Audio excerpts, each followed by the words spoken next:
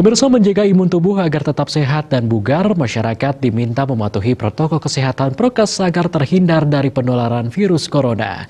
Pasalnya, pandemi COVID-19 masih mewabah, sehingga masyarakat harus tetap waspada.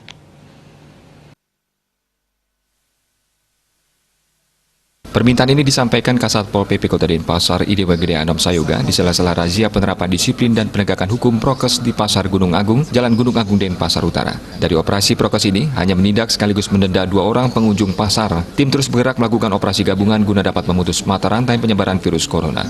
Era kehidupan baru ini, masyarakat menganggap semua bebas bisa dilakukan, bebas dengan alasan jenuh memakai masker. Namun di masa pandemi COVID-19 ini, harus tetap mematuhi prokes supaya terhindar dari penularan virus corona. Masyarakat diimbau lebih disiplin mematuhi prokes agar masyarakat tidak terpapar dan sebagai penularan virus corona.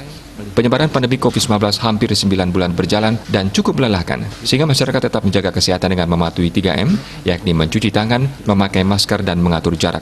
Memutus mata rantai penularan virus corona ini hanya bisa dilakukan dengan pola hidup sehat dan bersih. Kalau tidak disiplin mengikuti prokes, nyawa bisa melayang karena virus corona terus mengintai kita.